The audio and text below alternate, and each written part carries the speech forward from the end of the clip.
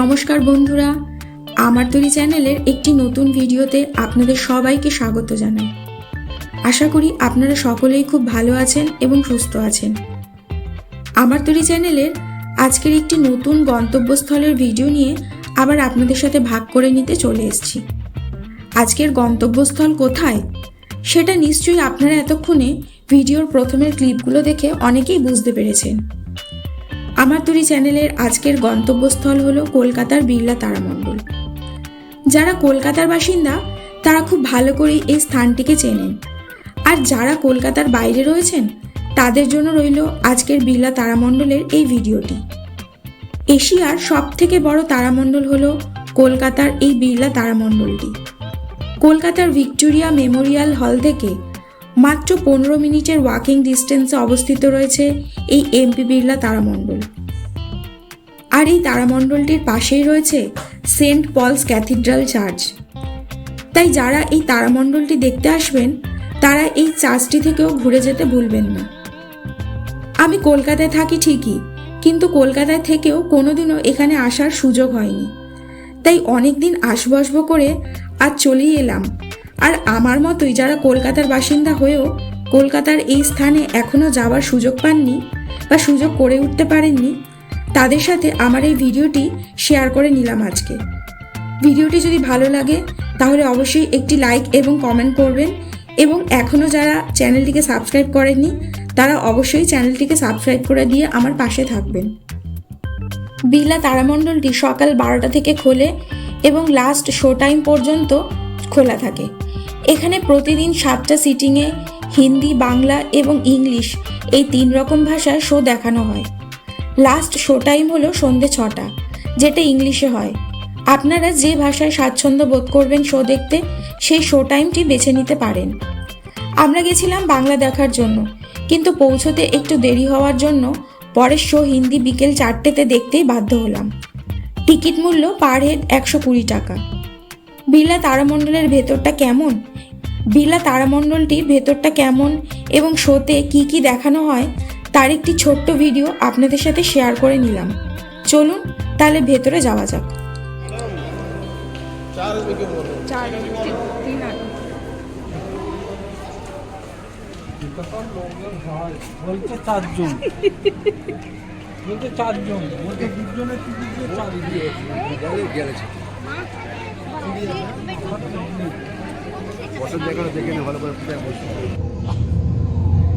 हम जिस पृथ्वी को देख रहे हैं वो युवा है, अभी भी गठन की प्रक्रिया में है, जहां जीवन अभी तक नहीं बनता। शुरुआती समय में हमारे सौरमंडल में ग्रहों जैसे विशाल चट्टानी टुकड़े झुंड में घूमा करते थे। कुछ का परिक्रमा पथ था जो उन्हें पृथ्वी के नजदीक लाया। ये थोड़ा ज्यादा करीब आ गया।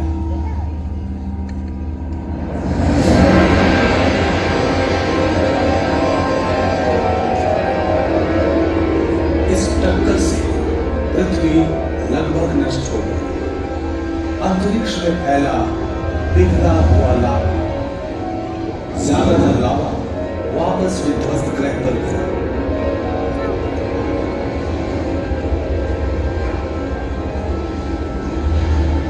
बाकी रह गया परिक्रमा पथ में। गुरुत्वाकर्षण के कारण बाहरी महाकाश में नहीं जा पाया।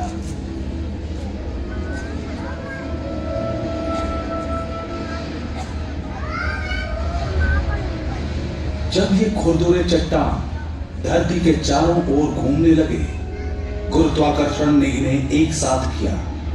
ये टकराते गए, जुड़ते गए, इनका आकार बड़ा होता गया।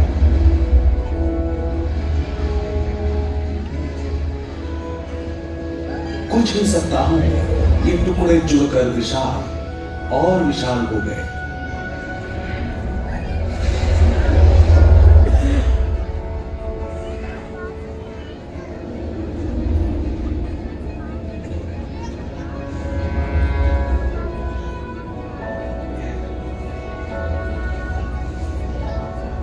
देखते तो 1 महीने से भी कम समय में आकार अविश्वसनीय हो गया। चांद का जन्म हुआ। बिल्कुल सही, सिर्फ 1 महीने में बना था हमारा चांद। ये है आज का चंद्रमा। सोचकर अचरज होता है कि एक भयानक टक्कर के कारण आज रात का आसमान चांदनी बिखेरता है, लेकिन ये सच है।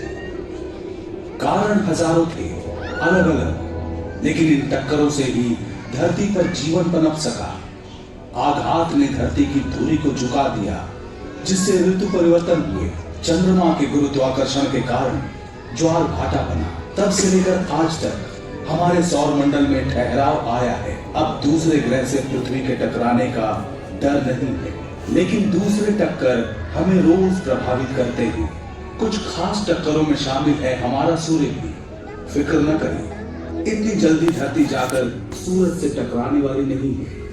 हमारा परिक्रमा पथ नियंत्रित है और अरबों सालों तक ऐसा ही रहना चाहिए। लेकिन धरती पर हर जीवन निर्भर है सूर्य में होने वाली टक्करों पर।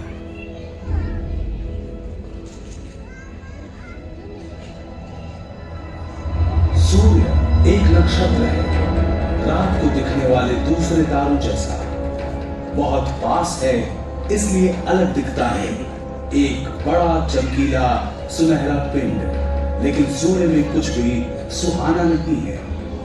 ये जो गहरे निशान देख रहे हैं, सौर धब्बे हैं। प्रत्येक धब्बे का आकार पृथ्वी जितना। सौर धब्बे का रंग गहरा दिखता है क्योंकि सूरज पर यह सबसे ठंडे स्थान है। तापमान 4400 डिग्री सेंटीग्रेड। बाकी का सूर्य तो और भी गर्म है। दूसरे नक्षत्रों की तरह सूर्य की ऊर्जा भी सूक्ष्म कणों यानी प्रोटॉन के टकराव से निकलती है। हर सेकंड सूर्य में असंख्य प्रोटॉन टकराते और बुझते रहते हैं, जिससे असीमित परिमाण में ऊर्जा निकलती है। अधिकतर ऊर्जा सूर्य को प्रकाशवान बनाती है। इनमें से कुछ के कारण सूर्य की सतह पर चार्ज कणों की निरंतर धारा बहती है, जिसे सौर पवन कहते हैं, और जो करोड़ों मील प्रति घंटे की रफ्तार से सौर मंडल में निकलती है। या कम अंतराल और तीव्र गति वाली सौर आंधी जो कणों को महाकाश में उड़ा देती है। अभी हम नासा के उपग्रह द्वारा खींची गई सौर आंधी की सच्ची तस्वीरें देख रहे हैं। उसे स्थिर देखा। सौर आंधी का बादल उपग्रह से टकराया और चित्र लेने वाले उपकरण पर छा गया।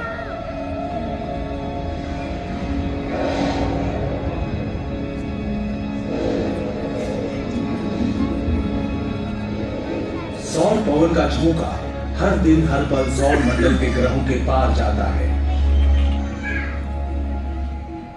ये इतना शक्तिशाली है कि इसका संपर्क मात्र ही हमारे वातावरण की ऊपरी सतह को उड़ा ले जाए, अधिकांश पानी सोख ले और धरती पर जीवन का विकास परिवर्तित हो जाए।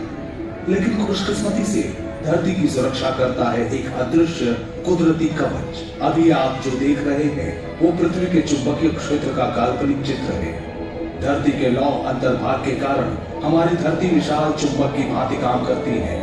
कुछ चीजों को आकर्षित, कुछ को विकर्षित करती है।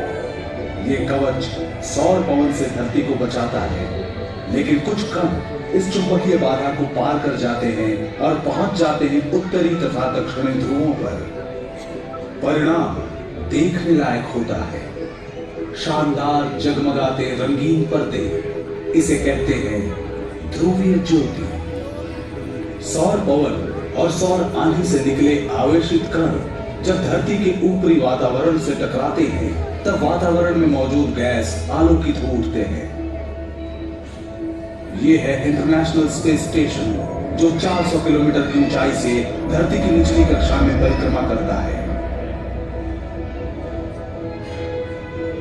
महाकाश में जाकर ध्रुवीय ज्योति को देखने वाले कम ही हैं।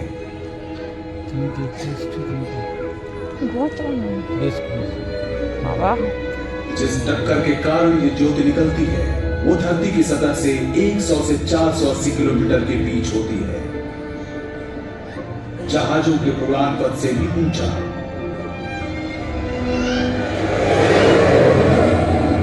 और होता है हमारी धरती का सबसे अनोखा प्रकाश उत्सव।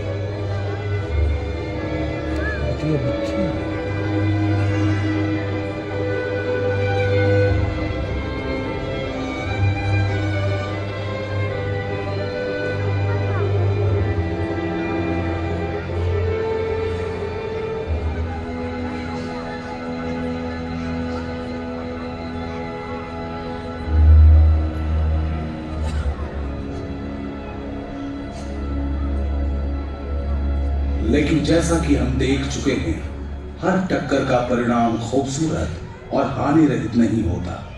उनमें से एक के कारण अविस्मरणीय घटना हुई और धरती पर जीवन का क्रम बदल गया।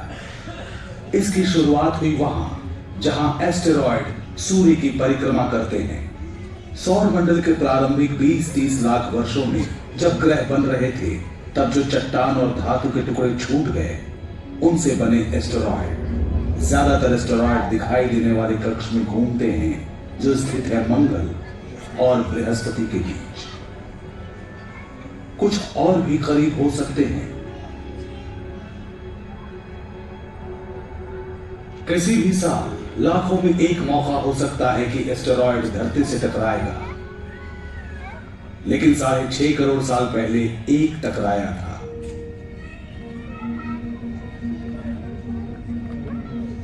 यह लगभग 12 किलोमीटर चौड़ा था, 65,000 किलोमीटर प्रति घंटे की रफ्तार से बढ़ रहा था सीधा पृथ्वी की ओर। लेकिन हम जिसे जानते हैं, तब पृथ्वी ऐसी नहीं थी। मनुष्यों के अस्तित्व में आने से बहुत पहले, जब विशालकाय डायनासोर्स घुमा करते थे यहाँ, उनके दुर्भाग्य से सब बदलने वाला था।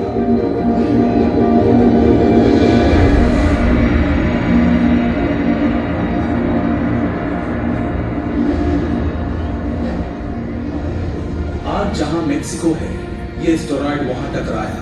आग का गोला फूटा, जहां तक नजर जा सकती सब कुछ जलकर राख हो गया। धरती और चट्टानों के टुकड़े भाप बनकर अंतरिक्ष में उड़ गए। जब इन धातुओं की वापस बारिश हुई, वातावरण गर्म हो गया। प्रज्वलित मलबा धरती से आकर टकराता रहा बार बार। हर चीज जिसमें आग लग सकती थी वो जल गई। 1 घंटे तक धरती में चारों ओर तापमान 300 डिग्री सेंटीग्रेड से भी अधिक हो गया, किसी भट्टी के समान गर्म। चारों ओर धुआं और राख फैल गई। 6 महीने तक इतना अंधेरा कि अधिकतर पौधे न उग सके। टक्कर से हुए महाविनाश और ज्वालामुखी विस्फोटों तथा बदलते समुद्र के स्तर के बीच धरती पर मौजूद 3/4 जीवन रूप खत्म हो गए। डायनासोर्स का दौर खत्म हो गया था, लेकिन जीवन नहीं रुकता और उस बार भी जीवन बचा। कुछ डायनासोर्स बच गए, क्रमिक विकास होकर बन गए आज के पक्षी। कुछ स्तनपायी भी बचे, इनका भी नया उद्भव हुआ। सच तो यह है कि वो टक्कर ना होती तो हमारा वर्तमान भी ऐसा ना होता। क्या ऐसी टक्कर फिर से हो सकती है?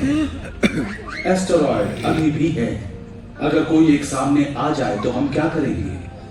इन्हें उड़ा देना कारगर नहीं। छोटी चट्टानों का झुंड टूट पड़ेगा हम पर। लेकिन वैज्ञानिक सालों से इन एस्टेरॉयड के अध्ययन और निरीक्षण में लगे हैं। उन्होंने सुझाया है सरल उपाय। गुरुत्वाकर्षण बल का प्रयोग कर हम उनका रास्ता बदल सकते हैं। ये कुछ इस प्रकार काम करेगा। अगर आप एक स्पेसक्राफ्ट को एस्टेरॉयड के पास से उड़ाएं, तो स्पेसक्राफ्ट का लघु गुरुत्वाकर्षण भी एस्टेरॉयड को थोड़ा ही सही खींचकर उसके गति पथ को बदल सकता है। सालों लग सकते हैं, लेकिन धीरे धीरे एस्टेरॉयड दूसरे गति पथ में चला जाएगा और क्रमशः पृथ्वी से सैकड़ों मील दूर चला जाएगा।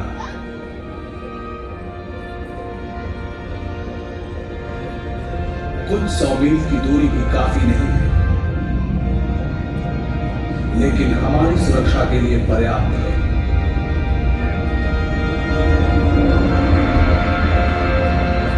आज ये सिर्फ एक सोच है, लेकिन सही लगती है। वैज्ञानिक कहते हैं हमारे लिए यही सर्वश्रेष्ठ उपाय है। किसी दिन आप में से कोई एक और बेहतर उपाय सोच लेगा, जो महाकाश के इन अजूबों से धरती की सुरक्षा कर पाएगा। हम जानते हैं कि एक टक्कर से चंद्रमा का जन्म हुआ और वो टक्कर आज हर रोज सूर्य को ईंधन देता है। हमने देखा टक्कर ने डायनासोर्स को खत्म कर दिया। हमने सीखा हम कैसे गुरुत्वाकर्षण के प्रयोग से अपना भविष्य सुरक्षित कर सकते हैं। माथा घुरছে। सब कुछ यहीं पर घटित हुआ, पास के महाकाश में।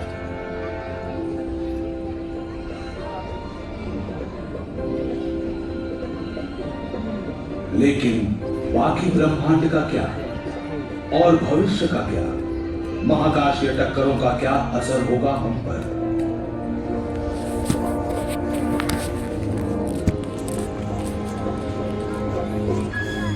हम आकाश गंगा से आगे बढ़ते हैं, जो हमारे सौर मंडल का घर है। ये आकाश गंगा हजारों अरबों नक्षत्रों और खरबों दूसरे ग्रहों का साथ साथ गैस और धूल के विशाल समूहों का भी घर है। गैलेक्सी के नक्षत्र एक दूसरे से इतनी दूर हैं कि टकराने की संभावना न्यूनतम है, लेकिन अपवाद तो होते ही हैं। चलिए हमारी गैलेक्सी के मुहाने पर पल भर ठहरते हैं। जो नक्षत्र हमारे पास से गुजर रहे हैं वो गोलाकार समूह का हिस्सा हैं। यहाँ सभी तारे ऐसे ठूंसे हुए से रहते हैं कि कभी कभी आपस में भिड़ जाते हैं। ऐसा अमूमन नहीं होता, यहाँ भी लाखों वर्षों में एक बार ऐसा होता है।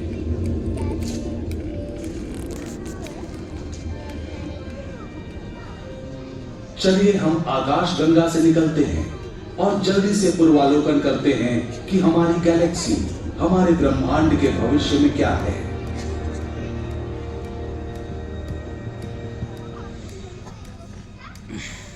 भविष्य में अरबों वर्ष आगे आ गए हैं हम, पृथ्वी से 5 लाख प्रकाश वर्ष दूर। देखिए आकाश गंगा पड़ोस की गैलेक्सी एंड्रोमेडा से टकराने वाली है।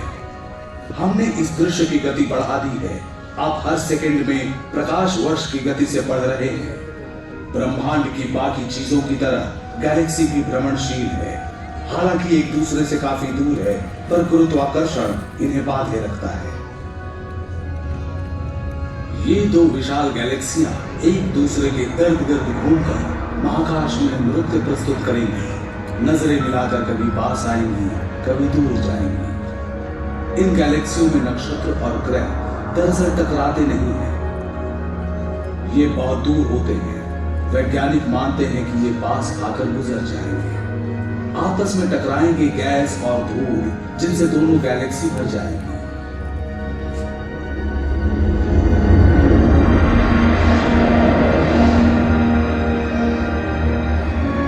और इन टक्करों के कारण जन्मेंगे अनगिनत नक्षत्र और ग्रह। होगा ये कि आज से अरबों वर्ष बाद आकाश गंगा और एंड्रोमेडा मिलकर नई विशाल गैलेक्सी बन जाएंगी। गैलेक्सी की टक्करें उनके जीवन की सामान्य बात है। सच तो यह है कि हमारी गैलेक्सी भी दूसरी छोटी गैलेक्सियों की टक्कर से बनी है। इन टक्करों के बिना आकाश गंगा का अस्तित्व नहीं होता और शायद हम भी नहीं होते। বন্ধুরা, এই ভিডিওটিতে আমরা দেখলাম পৃথিবী থেকে আমাদের চাঁদের জন্ম ঠিক কিভাবে হয়েছিল। প্রায় 6.5 কোটি বছর আগে কিভাবে অ্যাস্টেরয়েড এসে পৃথিবীর বুকে আছড়ে পড়ার ফলে ডাইনোসরের যুগের অবলুপ্তি হয়ে এক নতুন পৃথিবীর সৃষ্টি হয়েছিল। দেখলাম নাসা থেকে তোলা মহাকাশের বিভিন্ন দৃশ্য এবং মহাজাগতিক রহস্য। এছাড়া এখানে একটি এক্সিবিশন হলও রয়েছে। সৌরজগতের এক একটি